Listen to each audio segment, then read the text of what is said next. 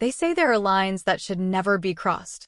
You know the kind, lines that feel invisible until you're standing right on top of them, heart pounding, palms sweating, knowing that if you take even one step forward, there's no going back. But what happens when someone you love, someone who trusts you, someone who looks at you like you're the only safe place they've ever known, asks you to cross that line? Not with words. No, it's never that simple. It starts with the quiet things, the long looks, the small touches, the way the air in the room starts to shift when you're alone together. And you tell yourself it's innocent. You need to believe it's innocent. Until one day, you just can't lie to yourself anymore. It's been 6 months. 6 long, restless months since that night. And I still wake up wondering, was I the villain in this story? Or was I just a woman aching, lonely, clinging to the only warmth that had entered my life in years? I haven't told anyone this. Not a soul. Not my friends. Not my therapist. Not even God, if I'm being honest. Because how do you confess something when you're not even sure what it was? How do you explain a moment that felt both wrong and needed? Let me paint the picture for you. It was a cold, rainy Thursday. The kind of day that makes everything feel heavier. The sky had been gray for weeks, and the silence in my house had gotten so loud I could barely think straight. And then he showed up. My nephew. Ethan. The boy I used to hold in my arms when he was just a baby. The kid who lost his mom, my sister, far too young. He needed a place to stay. And I needed. I don't know. I thought I was helping him. I wanted to help him. But what unfolded over the weeks that followed? It's hard to put into words. It wasn't one moment, it was hundreds of tiny ones, piling up like raindrops on a window until suddenly, you can't see clearly anymore. What do you do when the comfort you give starts to feel like something else? When grief and affection blur into something you're too ashamed to name. I've asked myself that question every single day. And maybe, by telling this story, I'll finally start to understand how I got here. All I ask is that you listen, not with judgment, but with an open heart. Because sometimes, life doesn't give us clear answers. Sometimes, it just leaves us with the pieces, and we have to figure out how to carry them. Subscribe to Heartfelt Tales Unfold to hear the stories no one else dares to tell. This one will leave you breathless. And it's only just begun. It's strange, isn't it? How a house can feel alive when it's full of voices, and how quickly it can turn into a tomb once the voices are gone. After the divorce, I moved back into my childhood home. It was supposed to be temporary, just until I figured things out. But the months passed, and then a year, and before I knew it, I was still there. Still waking up to creaky floorboards and empty rooms. Still listening to the echo of my own footsteps like they were trying to keep me company. The house used to feel warm, my mother's music drifting from the kitchen radio, my father humming as he fixed something that didn't really need fixing, my sister laughing in the hallway about something only she found funny. Now it just felt hollow, too big, too quiet, too full of ghosts I hadn't made peace with. I was 48, newly divorced, and tired in a way that no sleep could fix. I'd spent years married to a man who made me feel invisible. At first, I thought he was just distracted, work, stress, life. But then I realized I could scream, cry, even bleed in front of him, and he'd still look past me. I don't think he ever saw me. Not really. And eventually, I stopped trying to be seen. So when it ended, it wasn't with fire or fury. Just silence. The same kind of silence that had already lived in our marriage for years. I'd been alone ever since. Not just in the literal sense. But that soul-deep, aching loneliness that seeps into everything. That quiet grief of knowing no one is waiting for you at the end of the day. Then came Ethan. It started with a phone call. His voice was calm, polite, but I could hear the hesitation. The vulnerability. He said he was planning to transfer to an art school near my town. That it was closer, more affordable, and that he'd love to stay with me for a little while, just until he got settled. I didn't even hesitate. Of course I said yes. I loved that boy. I always had. After my sister passed, I tried to stay in his life as much as I could. But distance and grief, they make things complicated. Now, it felt like I was being given a second chance. When he arrived, he looked taller, broader in the shoulders, his jaw more defined. But his eyes, they were still the same. Soft, warm, kind. He gave me the biggest hug, and for a second, I felt like I could breathe again. "It smells like cinnamon and old books in here," he joked, stepping into the house. "Just like I remember." I laughed, brushing away tears I didn't want him to see. He brought light with him, truly. He filled the space with music, sketches, and quiet laughter that made the walls feel alive again. He cooked. He cleaned. He'd pour me tea exactly the way I liked it, black, with 1 drop of honey and a cinnamon stick. And every time, he'd say, "Just like you used to make for me when I was little." It made my heart ache in the sweetest way. There was something so gentle about him. So aware. Like he could sense when the loneliness started creeping in, and he'd walk into the room at just the right moment with a joke, a story, or a smile. He'd sit across from me at the kitchen table, talking about his dreams, his art, his vision, his heartbreaks. And somewhere in those conversations, I forgot to feel old. Forgot to feel broken. He'd tell me about the women he'd dated, how shallow the connections felt, how hard it was to find someone who understood him. "You ever feel like most people are just performing?" he asked one night, eyes flickering across the candlelight. "Like no one's really real anymore?" I nodded. Because yes, I knew exactly what that felt like. And there it was again, that pull. That invisible thread tying us together, tighter each day. He reminded me so much of my sister. His smile, his thoughtfulness. Even the way he walked, like he was always moving to a rhythm no one else could hear. But there was more. Something deeper. The way he looked at me sometimes, like he was watching, not out of curiosity, but understanding. Like he saw the pain I didn't speak out loud. And didn't flinch. I told myself I was imagining things. That I was just projecting. That I was vulnerable and lonely and reading into gestures that didn't mean anything. But it wasn't just me. There was a shift. A subtle one. Like we were both tiptoeing towards something neither of us wanted to name. He started staying up later. We'd talk into the night, sitting on the couch with a blanket between us and too much unsaid floating in the air. He'd ask questions. Real questions. About love. About regret. About the choices I'd made. And he listened, in a way no one had in years. It scared me, honestly. Not because it was wrong, but because it felt safe. Like maybe, just maybe, I'd found a soul that understood mine. And that's where everything began to shift. I didn't know it yet, but the path had already started forming beneath our feet. A path that would lead us somewhere neither of us expected, and somewhere we couldn't come back from. But I'll tell you this, it wasn't fast. It wasn't reckless. It was quiet. Slow. Soft like a whisper. And that's what made it so dangerous. Because when something feels gentle, you don't see the damage it's doing until it's too late. There's a moment, so small, so quiet, that you almost don't notice it when it happens. But later, when you look back, you realize that was the moment everything began to change. It started with something simple. A Thursday night. We'd just finished dinner, grilled vegetables, lemon chicken, and red wine. Ethan had insisted on cooking that night.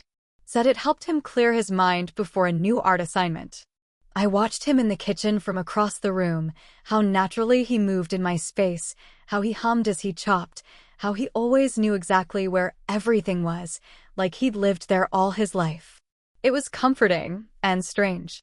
After dinner, we sat in the living room, the fireplace glowing soft in the background. The storm outside had turned into a steady drizzle, the kind that makes the whole world feel like it's exhaling. I poured us each another glass of wine. And that's when the conversation drifted slowly, like a river changing course. He asked me about my marriage. About the things that went wrong. About what it felt like to fall out of love, or worse, to never have really been in love at all. His questions weren't invasive. They were gentle, patient, like he was peeling back the layers of something fragile. And I answered. Honestly. More honestly than I'd answered anyone in a long time. I told him about the years I spent feeling like a shadow in my own home. About how I learned to stop expecting affection. About the nights I'd cry quietly in the bathroom so no one would see me break. about how empty the word marriage had started to feel by the end. He listened, really listened. His eyes never left mine, not in that casual way people look at you while their mind drifts off. No, this was different. This was attention in its purest form. At some point, without realizing it, I'd leaned in. Maybe he had too. Our elbows touched on the couch, and I didn't move away. The wine, the rain, the glow of the fire, it all wrapped around us like a soft cocoon. And in that stillness, he reached out. His hand slid over mine. Not forcefully. Not urgently. Just gently. Like it had every right to be there. It lasted maybe 3 seconds. 4 at most. But it was long enough. Long enough for me to feel the heat of his palm. Long enough for my breath to catch in my throat. Long enough for my mind to split into two, one half screaming that this wasn't okay, and the other half whispering, "Don't pull away." And then, just like that, he let go. He laughed at something I'd said earlier, lightly, casually, and the moment passed. Or at least, it pretended to. I laughed too, maybe a little too loud, and excused myself to wash the wine glasses. I stood at the sink longer than I needed to. Let the hot water run over my hands until they turned pink. And I stared out the window at the rain-soaked night, heart beating like a drum I couldn't silence. What just happened? Was it a mistake? Was it nothing? Was I imagining things, reading too much into something innocent because I was touch-starved and vulnerable and aching for connection? Or was it something else? That night, I told myself he was just being sweet. That it was the wine, the mood, the memories. But part of me knew that something unspoken had just begun to rise between us. A current. A shift. The kind you can't see, but you feel it deep, pulsing beneath the surface of every conversation, every glance, every silence. I went to bed that night restless. I tossed, I turned. I replayed that moment 100 different ways. And then I dreamt of him. Not in a graphic way, but in that unsettling, emotional way that leaves you shaken when you wake. He was looking at me, just looking. His face close to mine, his hand on my cheek. And in the dream, I felt something I hadn't felt in years. Desired. Seen. Known. I woke up with my heart racing, guilt already blooming in my chest like a bruise. This was wrong. It had to be wrong. He was my nephew. He was family. He was grieving. And I was supposed to be the stable one. The caretaker. The adult. But something had shifted. And once it shifts, you can't just snap things back into place. You can pretend. You can act like everything's normal. You can laugh at his jokes and thank him for dinner and tell yourself it was nothing. But the truth lingers. It settles in the spaces between your words. It breathes into your silences. It waits. And that moment, his hand on mine, so soft, so steady. That was the beginning. For days after that moment on the couch, I couldn't think straight. Everything looked the same. Ethan still made his morning coffee, still played his soft jazz in the afternoons, still greeted me with that gentle, familiar smile, but everything felt different. I started second-guessing everything. The way he looked at me. The way I laughed a little too loud when he said something funny. The way my heart skipped a beat every time his arm brushed mine in the kitchen. I'd stand at the stove, pretending to focus on dinner, while inside, I was unraveling. Was I imagining this? Was I seeing something that wasn't there? Was I projecting my loneliness onto someone who just needed family? That question haunted me the most. He'd lost his mother, and I was all he had left. He needed comfort, not confusion. And I was supposed to be a safe place. But my mind kept drifting back, over and over, to the feel of his hand on mine. The way he held my gaze a second longer than he should have. The softness in his voice when he asked about my past, my pain, my dreams. It wasn't just grief. It wasn't just affection. It was something else. And it scared me. Late at night, I'd sit on the edge of my bed and stare at myself in the mirror across the room. Not just look, stare. Trying to see what he saw. Trying to understand why now, why me. Was there still something left in me worth wanting? My ex-husband never made me feel beautiful. Not in the real way. Sure, there were compliments, mechanical ones, tied to birthdays and anniversaries. but never in those quiet, unexpected moments where it mattered most. He used to walk past me like I was furniture. Say he loved me with his mouth while his eyes stared through me. Touch me like it was an obligation, not desire. And slowly, over time, I shrank. Not just in spirit, but in presence. I stopped wearing bright colors. Stopped laughing too loud. Stopped hoping for touch that wasn't routine. I learned to disappear. Gracefully. Quietly. Completely. But now, Ethan. He saw me. In ways that felt too raw, too real, too dangerous. He started complimenting me more. Softly, casually, but deliberately. You always smell like vanilla and cinnamon. It's comforting. That blue dress makes your eyes look like the ocean. I love your laugh. It's real. Most people fake it, but yours? It comes from somewhere deep. It was never creepy. Never forward. It was worse. It was sincere. And that sincerity tore something open inside me. I wanted to tell him to stop. To create some distance.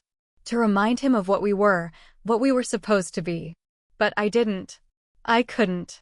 Because for the first time in years, I didn't feel like a ghost. I felt wanted. And that terrified me more than anything else. Because what kind of woman craves attention from someone who calls her aunt? What kind of woman entertains feelings like that, knowing the weight they carry? Every time he smiled at me like that, it chipped away at my resolve. Like water slowly wearing down stone. I was the adult. I was supposed to be the strong one. The protector. The one with boundaries. But my boundaries had become blurred lines. And those lines were getting harder and harder to see. There were moments when I'd catch him looking at me from across the room, not in an obvious way. No, it was subtle. Careful, but intimate. Like he was searching for a part of me no one else had ever tried to find. I'd pretend not to notice. I'd busy myself with dishes or flip through a book I wasn't really reading. But inside, my thoughts were screaming. This isn't right. You know it's not right. But why does it feel like the most honest thing you've felt in years? I tried to give myself space to think. Went for long walks alone. Sat in the park with a journal I didn't have the courage to write in. Every time I tried to put my feelings into words, my pen froze. Because naming it made it real. And real meant dangerous. Still, it grew. That feeling. Like a vine wrapping slowly around my heart. Soft, silent, and impossible to ignore. He'd walk into the room, and my breath would hitch, just a little. He'd lean over to show me one of his sketches, and I'd feel the heat of his body next to mine, and have to remind myself to blink, to breathe, to not feel what I was feeling. One night, I found myself standing at his bedroom door. Not for any reason.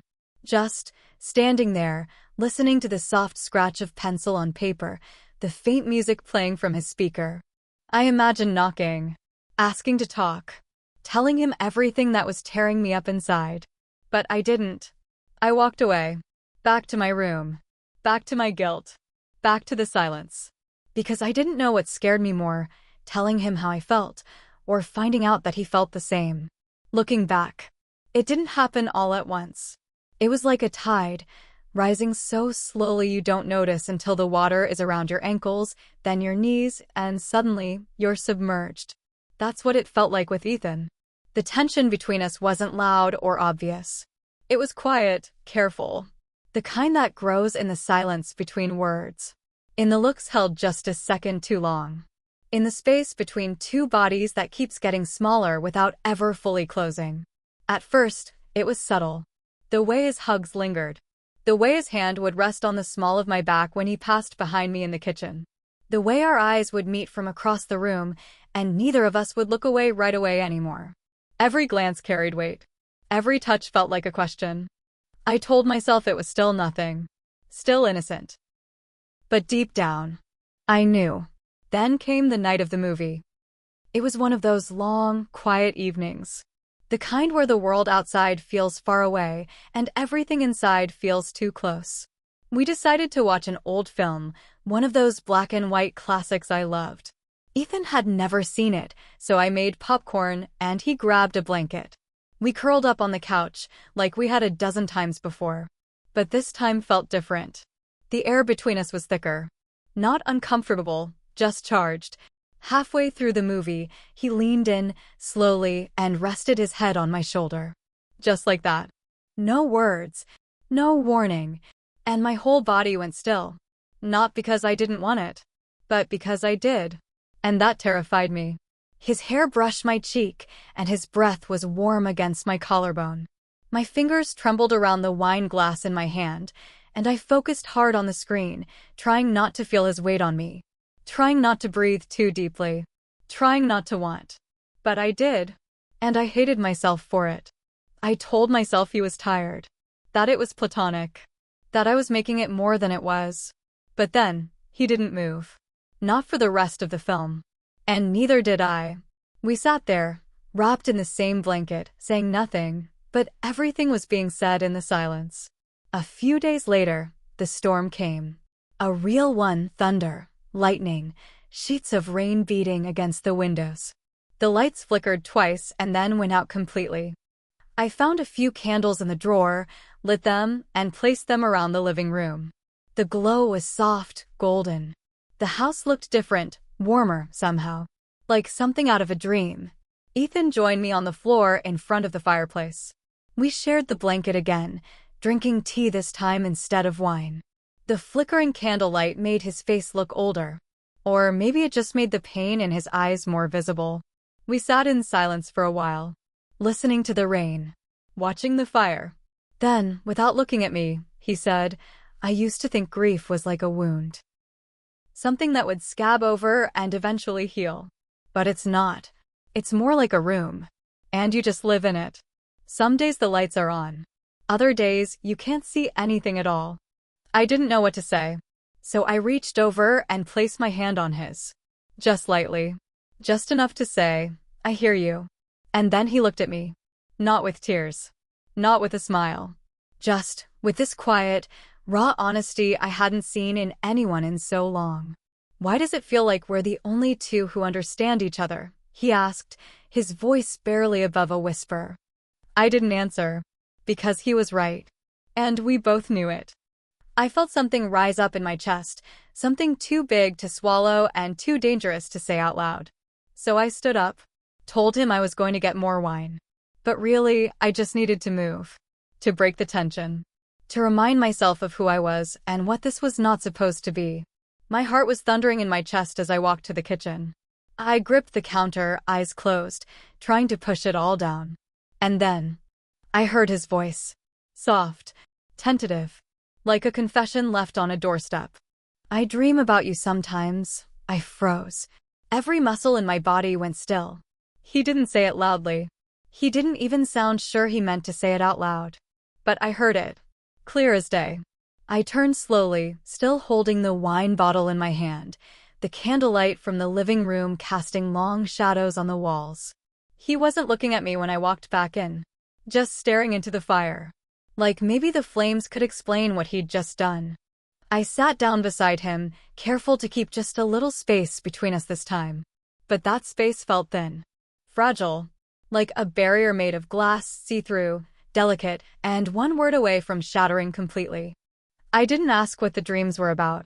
And he didn't offer to tell me. But the silence that followed, it said enough. That night, after he went to bed, I sat in the living room by myself for a long time. Candles burning low. Rain still falling. My thoughts louder than any storm. What scared me most wasn't that Ethan had dreams about me. What scared me was that I'd been having them too. There's a moment, one moment, when everything you've been holding back slips. And once it does, you can't unfeel it. You can't unknow it. You can't take it back. That night, that moment, was mine. It was late. The kind of late where the rest of the world feels like it's asleep, but inside your own body, everything is wide awake. I'd just finished doing the dishes. The house was quiet, except for the hum of the old fridge and the soft patter of rain against the windows. Again with the rain. It always seemed to show up when things got too heavy to carry dry. Ethan was sketching at the table. I could see the top of his head, the way his pencil moved in short, confident strokes. He was working on something new, something personal, he said. But he wouldn't let me see it yet. I made us both a cup of tea. Cinnamon and black. just how he liked it. When I handed him the mug, he smiled, but it wasn't his usual smile. This one felt sad, tired, like something was breaking inside of him and he didn't know how to hold it together anymore. I sat down across from him, and for a while, we just drank in silence. Then he spoke, slowly, deliberately. He talked about his mom, about how, some days, he could still hear her voice, and other days, he couldn't remember what she sounded like at all. He said he felt untethered, like he didn't belong anywhere, like he was walking through life with no map, no anchor, no one who really saw him. And then he looked at me. "Except for you," he said, barely above a whisper. "You're the only one who feels real." I swallowed hard. My fingers gripped the edge of my mug like it was the only thing keeping me grounded. I wanted to tell him that I understood, that I knew what it was like to feel invisible, to feel like the whole world had moved on without you. But the words wouldn't come. Because the truth is, he wasn't invisible to me. Not anymore. And that terrified me. He stood up, walked around the table, and sat beside me. Close. Too close. My breath caught.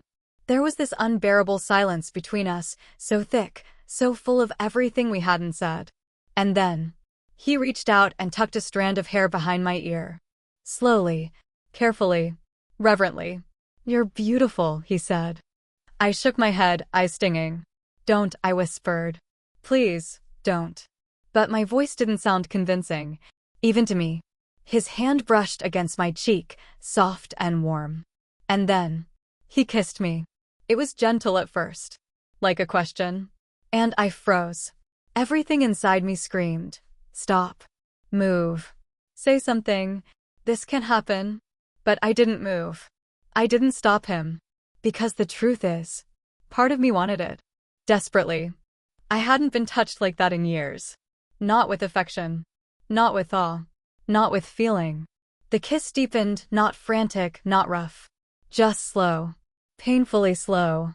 Like he was memorizing every inch of emotion he'd buried for months. And I let it happen. I let it wash over me. Let myself forget, for one fleeting moment, who we were supposed to be. When it ended, he looked at me. Not like a boy looking for approval. Not like a nephew looking for comfort. He looked at me like I was something sacred. Like I was something holy.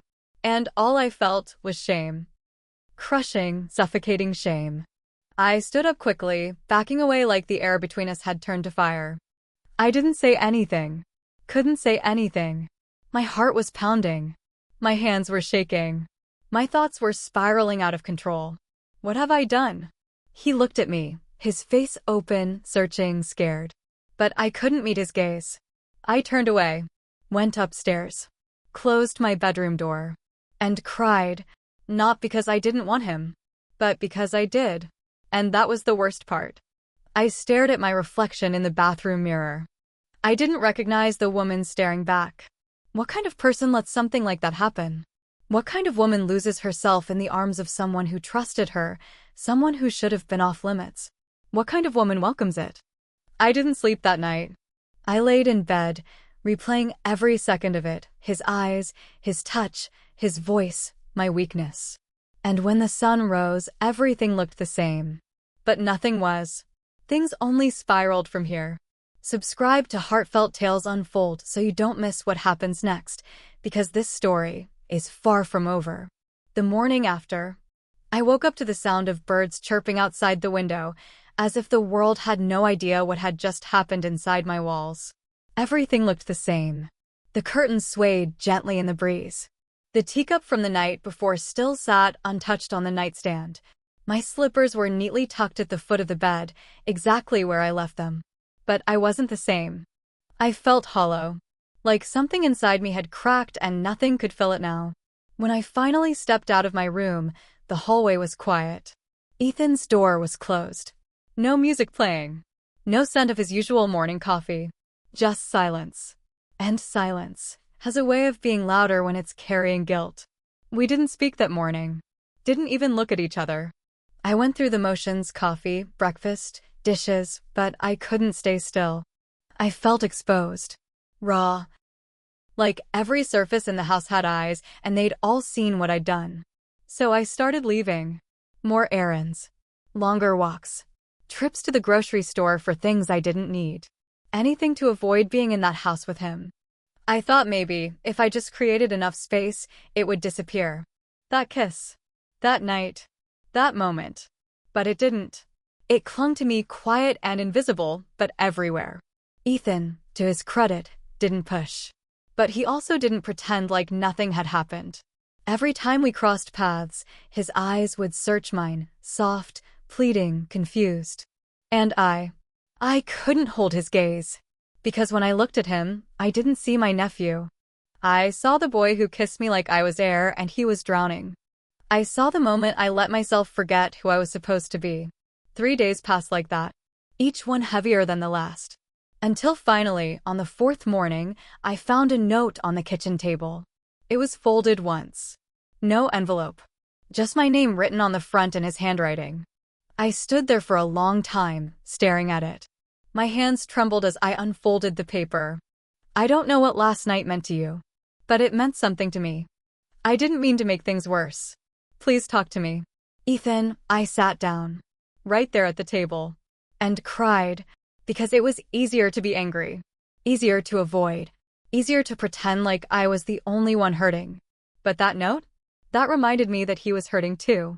And maybe worse, he was confused. I wanted to protect him from the weight of it. But how do you protect someone from something you helped create? I didn't write back. I couldn't. Not yet. Instead, I started having dreams. Vivid ones. Some beautiful. Some terrifying. In one dream, we were in the kitchen, laughing. He reached out and took my hand, and it felt like peace. Simple. Pure. Like love stripped of shame. But in another dream, my sister was there. She looked at me, disappointed. Heartbroken. She didn't speak, but her eyes said it all. How could you? I'd wake up gasping, covered in sweat. Sometimes with tears on my pillow. My body torn between two truths: revulsion and longing. I wanted to erase it, but part of me relived it night after night because it was the only time it felt real. And that scared me most of all. I'd find myself sitting on the edge of my bed in the middle of the night, replaying the kiss. The way his lips trembled slightly. The heat of his palm against my cheek. The way he looked at me, not like I was broken, but like I was still whole. And I hated myself for missing it. I hated myself for feeling like something had been taken away, instead of something to be ashamed of. I started avoiding mirrors. Started wearing clothes that were baggy and plain. Tied my hair up. Stopped wearing lipstick. Like maybe, if I could make myself invisible again, the feelings would go with it. But they didn't. They followed me through every room. Every conversation. Every second I stood too close to him, or not close enough. I could feel the shift in Ethan too. He was quieter. Less sure of himself. He stayed in his room more, stopped showing me his sketches, stopped laughing at his own jokes. And still, neither of us said a word about what happened. Because saying it meant admitting it was real. Meant facing the cost. Meant choosing between guilt and truth. And neither of us was ready for that. Not yet. There's a kind of silence that doesn't comfort you. It condemns you. That was the kind of silence I lived in after the kiss. It wrapped around me like a shroud. Heavy. Suffocating. Unrelenting. I couldn't eat properly. I'd chew and swallow, but the food tasted like cardboard. I'd sit in front of the TV, pretending to watch something, anything, but my mind was never really there. It was trapped, on that night, on that moment, on that choice. The worst part? I didn't know if I regretted it for the right reasons, or just because it happened. I'd catch myself staring out the window for hours, asking myself questions I didn't want to answer. Was I a terrible aunt? A selfish woman desperate for affection, grabbing onto the first warm body that saw her? Was I broken? Lonely to the point of delusion? Was I the predator in this story? And the one that hit me like a blade every time? Would my sister hate me for this? God. That one always gutted me. I could picture her face so clearly soft, full of light. The way she used to smile with her whole body. She trusted me. With Ethan. With her son. With her whole world. And here I was. holding that trust like a fragile, broken thing in my shaking hands. I tried to talk about it once. Booked a session with a therapist. Sat on that gray couch, surrounded by framed degrees and flickering candles, with tissues already placed on the table like they knew what I was about to say. The therapist had kind eyes. She asked about my divorce, about the transition back to single life, about grief, isolation, loss. I nodded, gave her half-truths, enough to sound honest. But when she asked, "Is there something you're afraid to tell me?" I opened my mouth and closed it again. The words were right there, sitting on the edge of my throat, waiting to be set free. But I couldn't say them, because once I did, once I told someone, there'd be no more pretending. No more maybe it wasn't that bad. No more soft lies to sleep next to. So I shook my head. "No," I whispered. "Not yet." I left that session feeling more trapped than I had walking in. That night, I sat on my bedroom floor in the dark and considered asking Ethan to leave, to pack up his things and go. It would have been cleaner, easier, safer. But how do you ask someone to leave when they feel like the only piece of light left in your life? How do you say, "Go," when all your body wants is to say, "Stay"? And what if he did leave, and took that light with him? The idea of that. It was unbearable. I didn't tell him. Instead, I distanced myself. Again. Pulled away when he got close. Kept our conversations brief. Filled the space with meaningless errands and projects and lists, anything to avoid the tension that still danced in the air between us. But even then, even with the distance, he found a way to get through. A few days later, I found something on my pillow. A frame. Simple. Wooden. Inside was a photo he'd taken weeks earlier of the two of us sitting on the back porch, bathed in golden afternoon light. I remembered the day clearly. We'd just finished planting herbs together. Our hands were covered in dirt, and I had laughed, really laughed, because he'd gotten soil on his nose. He looked so free in that moment. And so did I. Under the photo, in his handwriting, was a short note. "No one's ever made me feel seen like you." I held the frame to my chest, and I swear my heart cracked in two. Because I wanted to scream. I wanted to grab him and tell him to stop. That this wasn't love. That it couldn't be. I wanted to hold him. To apologize for all the times I pulled away. For the confusion I'd caused. For the ache I saw in his eyes every time I passed him in the hall like he didn't matter. But most of all, I wanted to disappear. To vanish into thin air. To erase myself from the story. To stop being the person who let the line blur, who let the silence linger, who wanted what she shouldn't. I lay down that night with the photo frame beside me. I stared at the ceiling, tears slipping silently down the sides of my face. And I whispered into the dark, "What am I doing? Who am I becoming? And is there still time to stop?" But the silence didn't answer. It never does. I still don't know how to define what happened between us. Was it a mistake? A lapse in judgment? A moment of weakness wrapped in the disguise of comfort? Or was it something else entirely? A moment of emotional rescue that went too far? Something born from two broken people trying to stitch their wounds together in the dark, only to realize they might have sewn themselves into the same unraveling fabric? The truth is, I don't have an answer. I've replayed it in my mind 1,000 times, and every time, the lines blur a little more. One minute, I feel disgusted with myself. The next, I feel a kind of sadness, for both of us. And sometimes I wonder if what happened between us was the only real thing I've felt in a long time. That's the part that hurts the most. Because it wasn't just physical. It was emotional, deep, human, and yet, it felt like betrayal.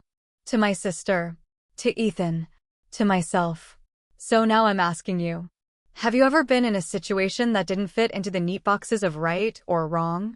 Have you ever felt so lonely, so unseen, that you mistook comfort for love? Please, share your thoughts in the comments.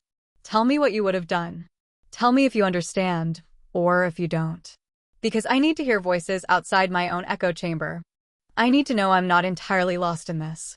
And if you've made it this far into the story, then I know something in it touched you, even if just a little. So don't forget to like, subscribe, and hit the bell icon Because here on Heartfelt Tales Unfold, we don't shy away from the messy, the uncomfortable, the raw truths of what it means to be human. We tell the stories that live in the shadows, the ones no one else dares to speak aloud. And believe me, there's more where this came from. If there's one thing this has taught me, it's that sometimes the lines blur. Not because we're careless. Not because we're reckless. But because we're human. And human beings are messy, flawed, complicated. We want to be good. We want to do the right thing. But sometimes, all we really want is to be seen. To be held. To be told you matter. And when no one gives us that, when the silence in our lives grows louder than our conscience, that's when the cracks begin to form. That's when we make decisions we never thought we were capable of. If you're ever in that kind of pain, please talk to someone. Call a friend. Find a therapist. Write it down. Cry in the shower. Scream into a pillow. Do whatever it takes to let that ache out. But don't let it fester in the dark. Because silence? It has a way of shaping you into someone you don't recognize until it's too late. And if you're on the outside of a story like this, looking in with judgment, I get it. It's easy to say what should have happened when you're not the one sitting in the stillness of a lonely house with a fragile heart. But for those who've been there, you know how easily affection can start to feel like oxygen. How quickly survival can be mistaken for love. And how some stories don't have tidy endings. Some don't end at all. They just linger, in memories, in dreams, in the questions we carry quietly through life. Some stories don't end with closure. They end with questions you carry, forever. Thank you for listening. And thank you for not looking away.